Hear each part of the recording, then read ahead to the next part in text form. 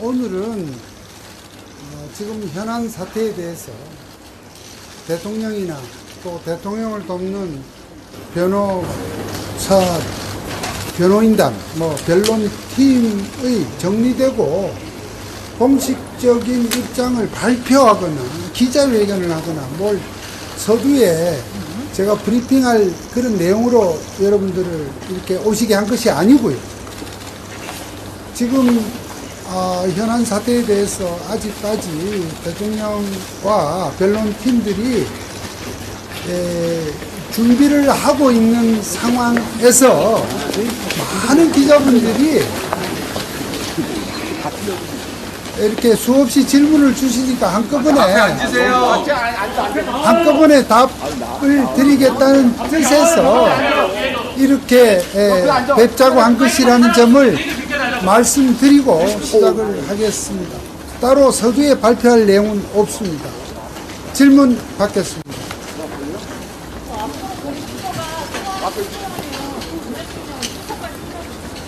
제가 조금 잘 안 들립니다. 예.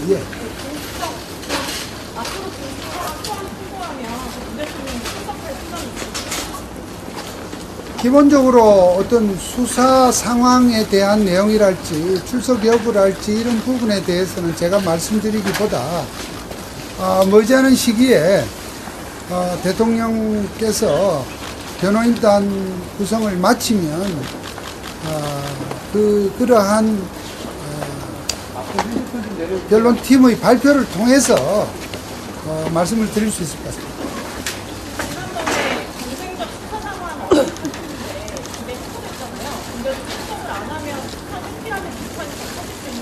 네, 그 정도 대통령과 변론팀에서 말씀드릴 걸로 생각을 합니다.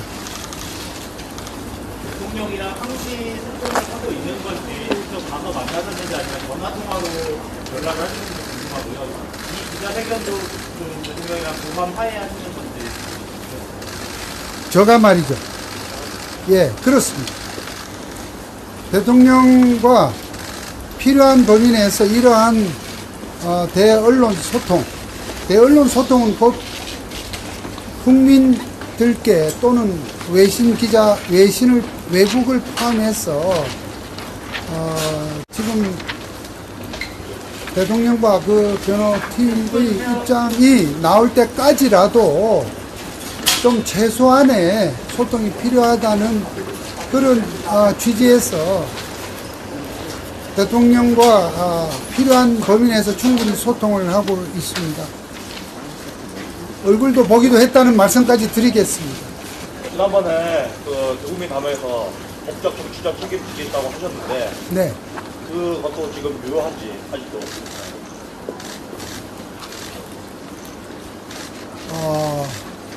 대통령께서 지금 최근에 3번의 대국민 발표를 하신 걸로 알고 있습니다. 그 말씀 중에 대통령께서 말씀하신 그 워딩을 생각해 주시면 될 것 같습니다. 정확히 제가 어떤 워딩으로 했는지 지금 우리 기자분의 말씀을 꼬집어서 답변을 드릴 수가 없고요. 제가 기억나는 부분은 수사든 탄핵이든 당당히 맞서겠다고 말씀을 하셨습니다. 맞서겠다고 하는 것이 당신의 입장과 또 견해를 적절한 절차에서 밝히실 의지를 피력했다 이렇게 보고 있습니다.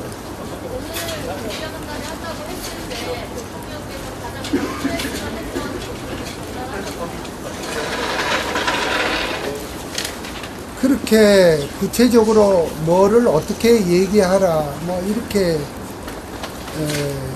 협의 의논했다고는 할 수 없고요. 어쨌든 지금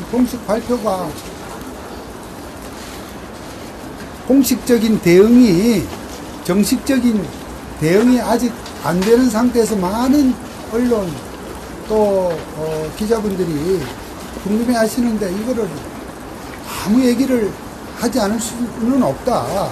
그래서 할 수 있는 범위 내에서 수사 또는 재판 또는 헌법 재판, 탄핵 심판에 대한 그런 법적 대응, 이런 부분은 지금 준비 중에 있는 변론팀이 짜이면 거기서 이렇게 하겠습니다만 그러한 선을 넘지 않는 범위 내에서 그래도 기자분들에게 좀 말씀할 수 있는 것은 제가 지금 대통령님의 의중과 또 돕는 대통령의 의중과 이번 이 사태 대처를 돕는 분들과의 교감 속에서 제가 그래도 말씀드릴 건 드리고 또 아직 그런 부분을 저보다는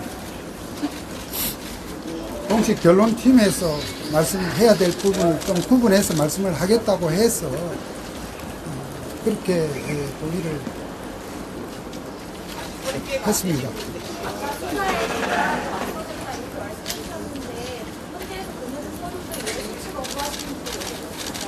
그런 상황도 대통령과 변호인단에서 나중에 정돈한 입장을 말씀을 드릴 것으로 생각됩니다. 제가 제 견해를 말씀드리는 이 시점에서 어떤 견해를 말씀드리기는 어렵습니다. 변호인단 처리 늦어지는데 순서 늦춰가지고 수사 결식 의도 아니냐는 비판도 있는데 어떻게 보십니까? 그런 질문에 대해서 제가 바로 답변을 드리기는 어렵겠고요. 다만 지금 대통령께서 최적의 어떤 변호인단을 이렇게 구성하기 위해서 여러 가지 지금 생각을 하고 준비 중에 있다는 정도로만 말씀을 드리겠습니다. 민주당의 수사 가이드를 받고 있는 검경의 수사를 무시하는 것도 하나의 전략이라고 하는데 그 방법에 대해서는 고려하지 않으십니까? 제가 참 오늘 이런 자리를 이렇게 만들면서 참 고민하고 곤혹스러울 거라고 예상했던 부분들입니다만 대단히 죄송스럽게도 하여튼 그런 부분들에 대해서 제가 코멘트를 하기는 지금은 아니라고 생각을 하고요. 어쨌든 조금만 더 기다려 주십시오. 많은 국민들이 대통령님의 건강을 걱정하고 있습니다. 건강 상태에 어떤지. 아니 여기 말씀을 좀 하십니다. 어쨌든 대통령께서는 거듭 이번의 계엄 선포로 인해서 국민 여러분들께서 놀라시고 또 충격을 받으신 부분에 대해서는 이미 국민께 사과를 했고 또 앞으로 기회와 절차가 있을 때에 하실 것으로 봅니다. 그와 같은 송구한 마음에는 아무런 변화가 없고요. 다만 앞으로 전개될 사법 절차 그리고 헌법재판 절차에는 대통령으로서 국가 최고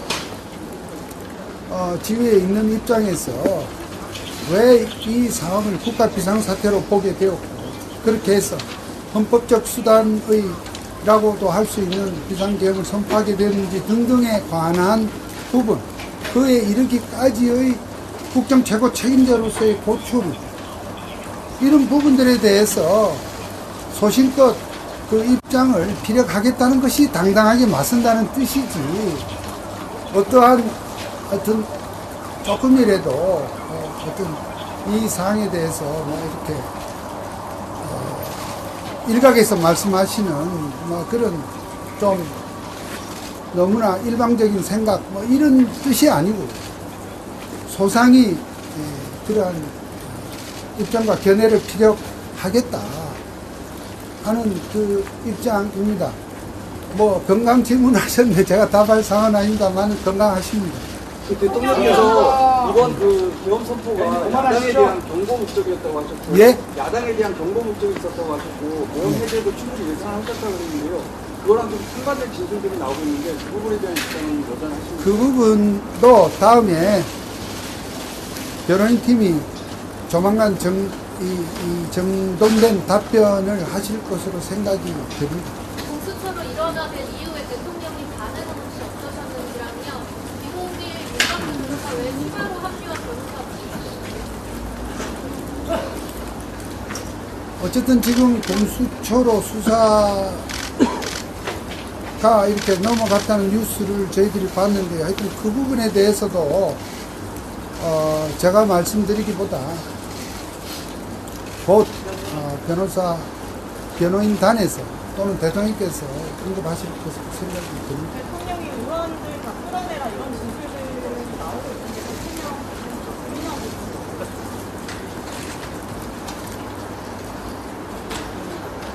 예, 참 이게 제가 답변을 해야 될 그런 이 범위가 아슬아슬해지는데 제가 확실히 말씀드릴 수 있는 것은 대통령이 그날 뭐 이렇게 대통령도 법률가입니다.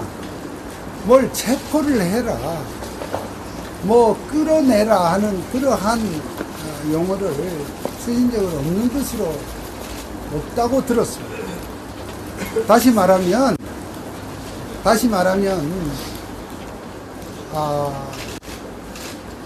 실무장하지 않은 그러한 상태의 군 300명 미만의 군인들이 그날 국회로 간 상황이었고요. 그 넓은 이 의사당, 국회의사당 그 주변에 그 정도밖에 인원이 되지 않았고, 또 대통령께서 절대 시민들과 충돌하지 마라. 또 그러니까 이 군을 제외한 나머지 거기에는 뭐 국회 관계자들도 포함될 것으로 생각합니다. 그러한 지시와 당부를 했다고 알고 있습니다. 시민과 충돌하지 말라는 지시는 누구한테 한 겁니까? 그런 사항까지는 다음에 우리 변호인단에게 물어주십시오. 제가 그런 사항까지 다 일일이 오늘 답변드리기는 어렵죠. 아니, 또 이 대통령이 내란죄가 아니라니까 여기서. 대통령은 기본적으로 여기서 제가 어떤 법리적 어떤 논거로 이렇게 주장을 하는 것은 제의 말씀 범위를 넘어서는 일입니다. 그 부분은 대통령과 변호인단에서 정리된 입장을 머지않은 시점에 내놓을 것이고, 대통령께서는 기본적으로 전 국민들에게 언론에 그리고 각 해외로까지 전파되는 이러한 대통령의 그 선포 기자회견을 통해서 비상계엄을 선포했는데, 정말 이걸 내란으로 본다면 내란을 예고하고 하는 내란이 어디 있나. 그리고 또 헌법 절차에 따라서 국회가 2-3시간 만에 계엄 해제를 요구한 사항 역시 헌법 절차에 대통령 없이 따랐습니다. 그러니까 그만두는 내란이 어디 있나, 이런 생각을 하시고 있습니다. 다시 말해서 정말 비상계엄이라고 하는 좀 충격적인 사항입니다만은 그러한 헌법적 권한 행사가 필요할 만큼 적어도 대통령의 입장에서 망국적 비상 상황으로 보았고, 그렇게 해서 국정의 정상화를 위해서 필요하다고 생각하고 대통령으로서의 권한을 이렇게 행사했다는 생각을 기본적으로 하고 있습니다. 그러니까 법리적 이 입장은 나중에 변호인단이 발표하겠다고 제가 말씀을 드렸고요. 어쨌든 대통령의 기본적인 상식적 사고가 국민적 눈높이에서 내란은 전혀 당치 않다는 생각을 하고 있다고 생각합니다. 말씀하신 대로 하면 예. 주요 요인 14명 체포, 그다음에 한동훈 여당 당대표 사살 이런 뉴스가 나오고 있는데, 국회 침입까지, 창구까지 뚫어서 군인이 들어가서 국회의원을 끌어내려는 어떤 정황까지 라이브를 통해서 나왔습니다. 이 점에 대해서 어떻게 생각합니까? 그게 국정 정상화와 윤석열 대통령이 예산안을 주지 않았기 때문에 계엄령을 때린다, 이런 뉴스가 계속 나오고 있잖아요. 그거에 대해서 어떻게 생각하십니까? 저의 생각을 여기서 말씀드리는 자리가 아니겠고요. 그러한 부분에 대한 입장 또 설명은 나름대로 대통령께서 계엄 해제 후에 발표하신 담화문, 또 그리고 탄핵 표결이 의견이 된 이후에 발표하신 담화문에 기본적으로 나와 있다고 생각합니다만 더 추가적인 내용과 또 특히 법리적인 관점에서 또 당시의 어떤 그런 자세한 상황에 대해서도 좀 정확하고 객관적인 사항이 조사 확인이 되어야 하지 않겠습니까? 그런 사항들은 앞으로의 그러한 사법 절차, 헌법재판 절차에서 저는 가려질 것으로 생각을 하고 이 자리에서 저의 의견을 말씀드리는 자, 수고하셨습니다. 이제 그만하시죠. 김영현 장관에 관련한 검찰발 가짜뉴스가 판을 치고 있습니다. 쓸데없는 유튜버들 질문 받지 마시고요. 조용 좀 하세요. 기자회견하는데. 조용히 하세요. 김영현 장관 관련한 검찰발 가짜뉴스가 판을 치고 있습니다. 여기에 대한 법률적인 검토를 하고 계신지 궁금합니다.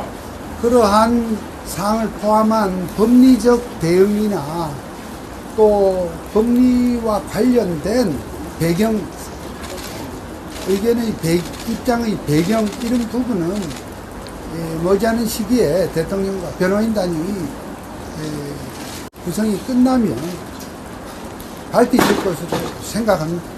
김홍일 윤곽도 변호사 외에 자, 수고하셨습니다. 김홍일 윤곽도 변호사 외에 추가로 지금 합류하신 변호사 있으신지 언제까지 구성 마치실지도 알려주세요. 저는 누가 더 있는지 알지 못합니다.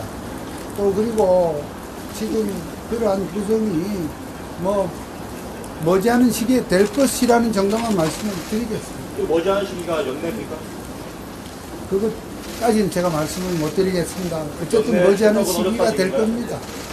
변호인단 구성한다고 하신 게 일주일 넘었는데 지금 안 구하시는 건지 못 구하시는 건지 말씀 좀 해주세요. 준비해가는 과정이라고 생각해 주십시오. 체포짓이 없었게 하는 건 본인 권인인가요? 예? 체포짓이 없었게 하는 건 대통령 본인이 하신 말씀인가요? 그렇습니다. 그럼 체포짓이 대통령이 관련해서 체포 관련자들 책자도 얘기한 적도 없을 뿐만 아니라 그러네 도대체 체포를- 책자도 하신 적이 없는 건가요? 예, 제가 들은 바로는 그렇습니다. 그러니까 체포를 했다 안 했다를 떠나서 체포하면 도대체 어디다가 데려놓겠다는 것입니까? 그런 점을 좀 앞뒤를 좀 생각을 해달라는 것입니다. 여러 가지 이렇게 설들이 분분하고 합니다만은 기본적으로 그러한 생각을 하신 바는 없습니다. 그러면 기업 선고 3시간 전에 삼성동 안전가옥에서 도주의 경찰청장님을 왜 만나셨다고 하신 건가요? 그 점에 대해서는 제가 자세히 알지도 못하고 말씀드릴 수가 없습니다. 자세히 자, 수고하셨습니다. 하셨는데 그만하시죠. 대통령이 체포하는 전단 명령을 안 내렸다고 말씀하신 건 어떤 부분이시죠? 그 부분은 대화가 있었습니다. 어떤 대화가 있어요? 아니, 그러니까 체포의 책자도 꺼낸 적이 없다는 부분은 내가 대화를 했으니까 늘 말씀드릴 수 있지만 전날 안가가 어떻게 하고 하시는 말씀에 대해서는 제가 모른다고 말씀드렸고 말할 입장에도 있지 않다고 말씀드렸습니다. 변호사님 도와달라는 얘기가 오시면 언제쯤이신가요? 예? 개헌 선포 전에도 법적인 자문을 구하신 적이 있는지 아니면 이후에 연락이 오셔서 도와달라고 하신 건지. 전에는 연락 나눈 바 없습니다. 우리 최 기자 지금 질문한 게 계엄 선포 전에 뭐냐 그거죠. 전혀 대화나 소통을 안 합니다. 대통령께서 변호인단에게 거짓말할 가능성에 대해서 예? 변호인단에게도 거짓말할 가능성에 대해서 제가 그 점에 대해서는 특별히 답변할 필요성을 못 느낍니다.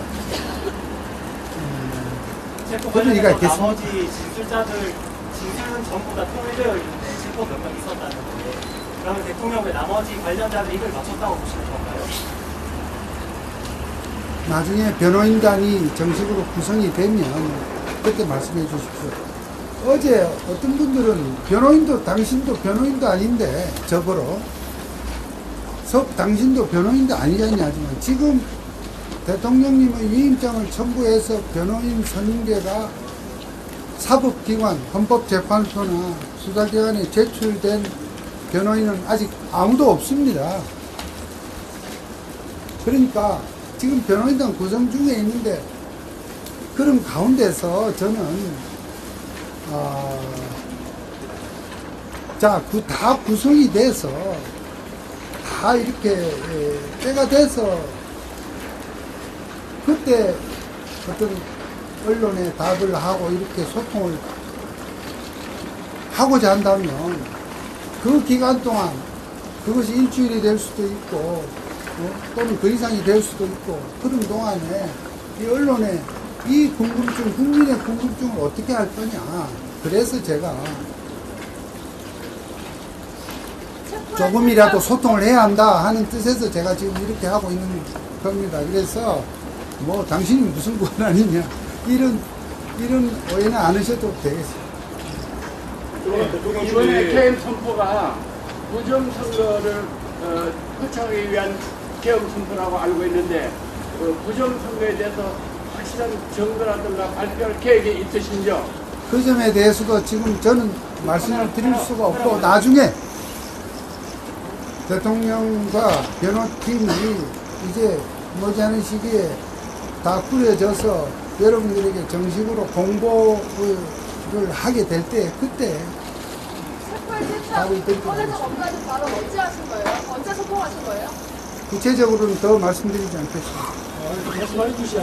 국회에서 김어준 씨가 가짜 증언을 한 걸로 알고 있는데 거기에 대해서 민주당에서 혼자 지은 거예요, 당신은? 그 부분에 대해서 자꾸 에이, 당신은 이 혼자 지은 기자들이 거예요? 얘기하는 거에 대해서 어떻게 생각을 하십니까? 대답하지 마세요. 좀 두고들 그렇게 하고 가지고 계세요. 아니, 저는 누구신지 모르겠는데 제가 알아서 제시하겠습니다. 예, 뭐라고? 김어준 씨가 국회에서 증언한 거에 대해서 자꾸 기자들이 얘기를 하고 있는데 거기에 대해서 민주당조차도 더 이상 언급을 하지 않고 있습니다. 그런데 기자들이 거기에 대해서 언급하는 거에 대해서 별도의 조치를 하실 의향이 있으십니까? 누가 말이야? 예? 누가 대응을? 저기 대통령 측에서요. 그러니까 대통령실에서 예. 그러한 절차적 대응을 하고 하는 부분에 대해서는 이제 머지않게 구성이 되면 거기서 이렇게 정리된 발표를 하도록 그렇게 하겠다는 말씀입니다. 변호사님이랑 김홍일 변호사님 이렇게 계신데 선임계를 안 내고 있는 거 시간 끌기라는 지적이 있는데 어떻게 생각하세요? 시간 끌기는 야당에서 주로 해왔고요. 지금 이 사항은 어쨌든 대통령이 정말 많은 숙고를 해서 정말 이 일이 간단한 일이었습니까? 비상계엄 선포라는 것이 어떤 의미로 보더라도 어마어마한 이러한 사항을 이렇게 할 때는 할 만한 이유가 있고 이런 부분에 대해서 좀 우리가 좀 이 사실관계나 또 증거 확인이나 이런 부분이 되어야 할 것입니다. 그것이 곧바로 그런 국회가 그러한 조사도 하지 않고 바로 검사한 사람 구속하기 위해서도 청문회를 이렇게 몇 차례나 열고 했던 국회입니다. 대통령 탄핵소추에 그냥 이렇게 성급하게 졸속적으로 탄핵소추가 이루어진 측면이 분명히 있고요. 그러나 그러한 절차 자체를 우리가 부정도 할 수도 없는 입장에서 그에 대응하는 어떤 입장에서는 좀 여러 가지 준비가 필요하지 않겠습니까? 이걸 시간 끌기라고 하는 것은 아직은 정말 그것 또한 너무나 선거가 평가다. 그런 생각을 저는 합니다. 근데 대통령께서는 어쨌든 그런 준비 과정의 어떤 내용들에 대해서는 제가 함부로 좀 언급을 안 하는 것이 좋겠다 하는 그런 요청이 있었습니다. 그 변호사님 말씀하신 것처럼 대형 선포 요건에 대해서는 이제 판단이 여전히 있는 것 같은데요. 그때 토론을 1호에서 그 국회 정치활동 금지한 거는 전에 헌법이나 법률 수단 뭐 이견 없이 보면 안 되는 걸 한 거라고 생각하는데 변호사님 생각은 어떠신지 하고 대통령은 누군지 알겠어요. 이 사태의 본질에 대한 의견을 제가 말씀드리기는 곤란합니다. 그러한 내용도 일단 머지않은 시기에 일단 이것이 일단 대통령과 변호인단의 그 입장에 대한 어떤 공보 틀이 이렇게 가동이 되면 거기서 다 하거나 답변을 들으실 수 있지 않을까 생각을 합니다. 그런 점을 양해해 주시고. 아니 그러면 왜 법적 책임지겠다고 하는데 그럼 그 경호처가 압수수색 받는 겁니까? 등기 좀 받아주세요. 등기는 안 받고 등기가 법과 원칙 절차 네, 아니에요? 아무것도 안 받는 겁니까? 등기를 받아야 법과 원칙이 지켜지는 거 아니에요? 그런 부분에 대해서도 제가 답변할 입장에는 있지 않습니다. 법과 원칙을 말씀하시는 오늘 제가 답변할 입장에는 있지 않습니다. 법원이랑 구성 완료되면 대통령 벌써 출석하겠다는 거죠. 대통령이 어떤 절차적 어떤 단계가 있겠죠. 예를 들어서 탄핵 심판이 열리고 변론이 열리고, 예를 들어서 그 재판을, 헌법재판을 진행하는 재판관들이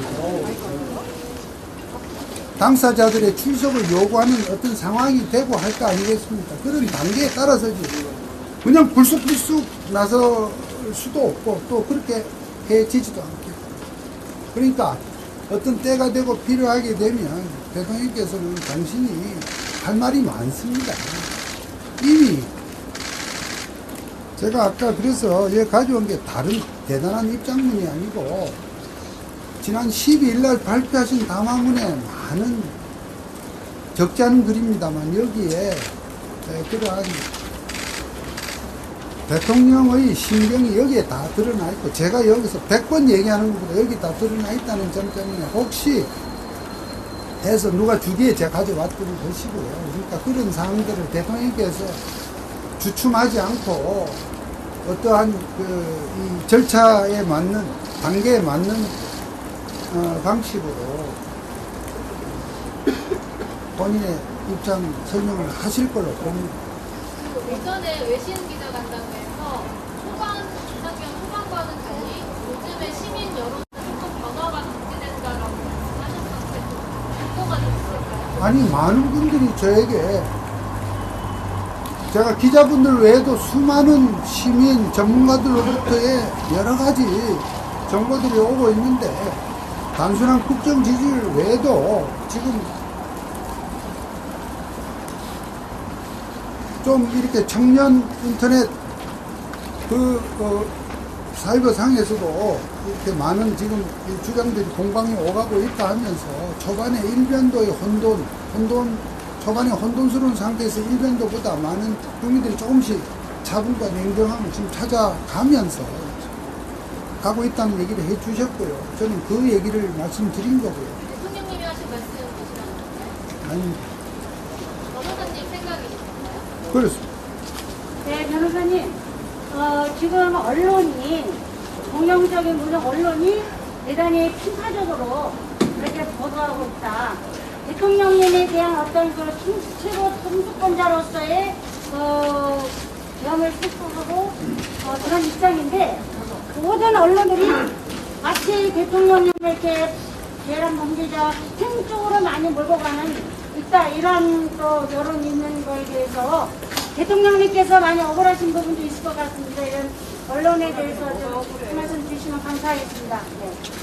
네. 예. 특별히 대통령님, 그에 대한 대통령님의 어떤 입장이나 생각을 이 자리에서 좀 말씀드리기는 좀 어려울 것 같습니다. 국민의 80%가요 집값 체포하라는데 대통령 입장은 어떻습니까? 어느 국민에 대해서 이렇게 말해? 집값 체포라는데 당신들 빼고 그것도 제가 이것까지 대응해요. 집값 체포하라는데 언론이 문제야. 어디 말씀하신 거예요? 공정하게 보도해야지.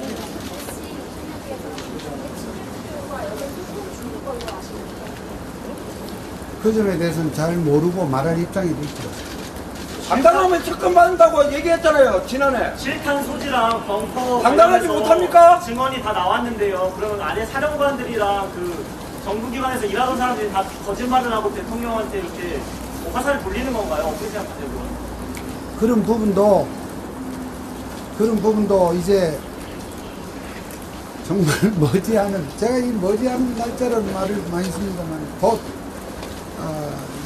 대통령과 여러 인들이 공보가 시작되면 제가 그때까지 아무 소리 안 하고 저라도 이렇게 아무 소리 안 하고 함구하면 저는 정말 여러분도 답답하시고 국민들도 답답하시고 또 대통령 입장에서도 어쨌든 이 일이 사사로운 어떤 감정의 표출이 전혀 아니지 않습니까?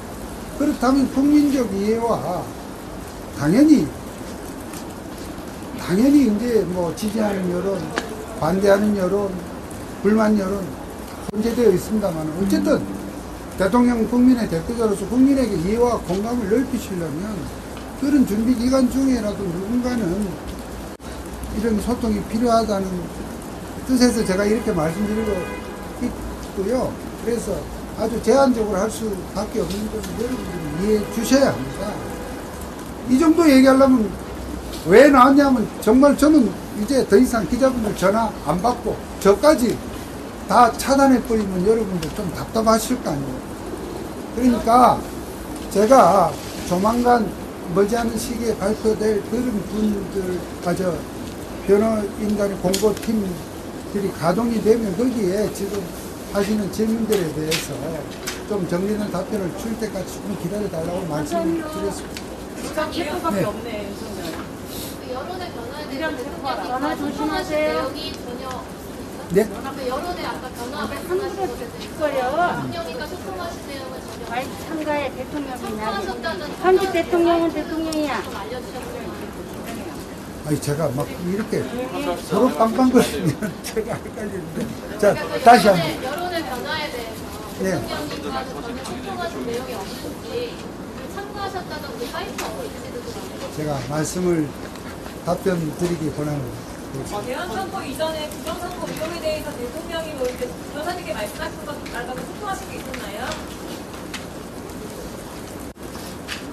답답함을 없습니다. 호소하거나 변호사님도 부정선거에 대해서 그 대통령과 같은 생각이십니까? 제 생각을 말씀드리는 부정선거에 자리가 아니라고 생각하십니까? 생각합니다. 저는 여기 질문을 받는 자리지 논쟁하는 자리가 아니라고 생각합니다. 법률가로서 누가 봐도 위헌 계엄인데 그 내란 속에 변호를 맡는 게 쪽팔리지 않으십니까? 자, 변호사님 그만하시죠. 그 싸움 납니다. 싸움 나.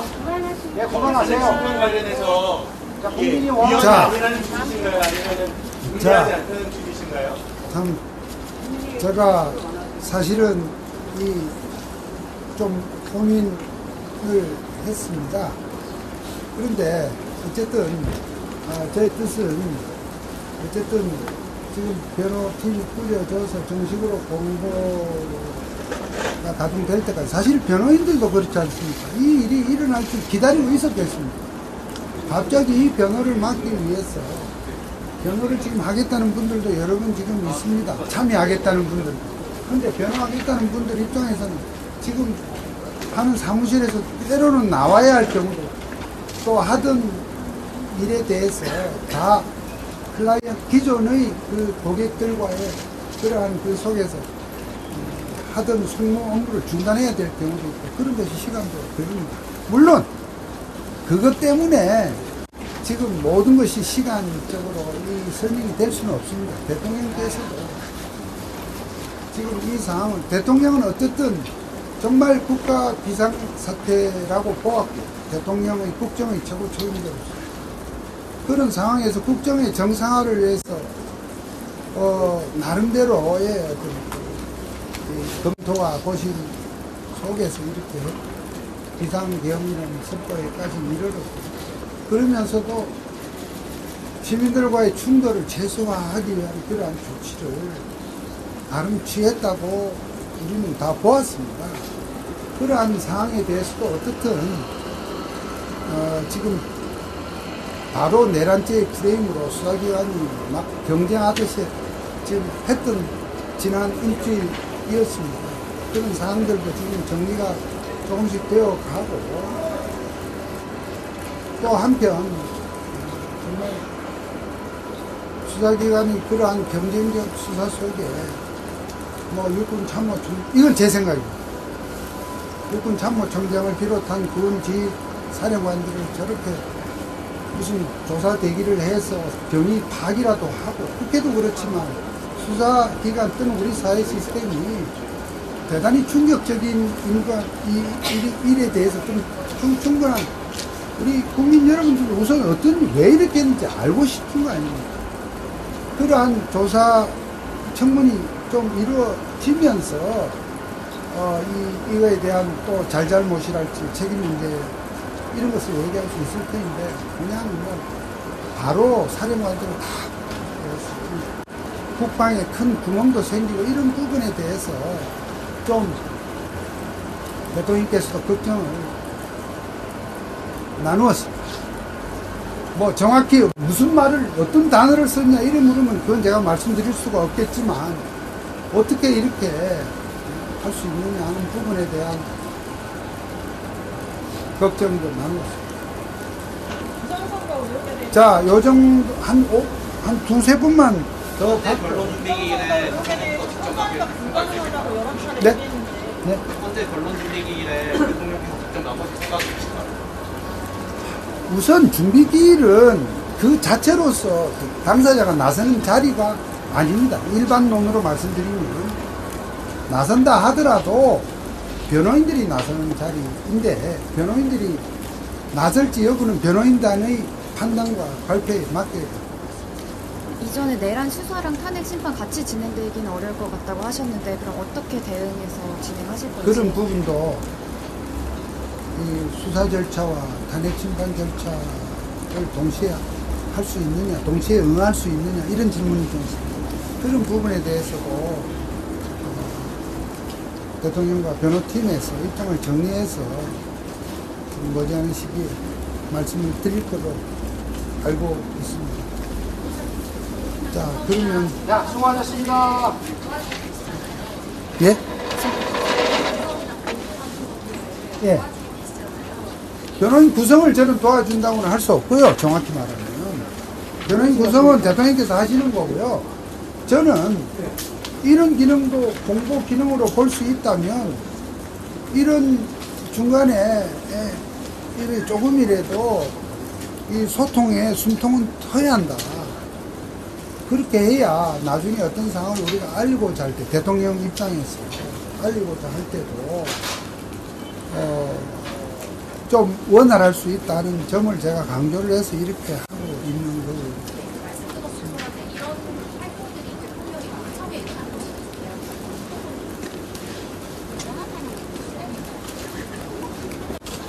제가 요청했고 동의했습니다. 이렇게 하면 답이 되겠습니다.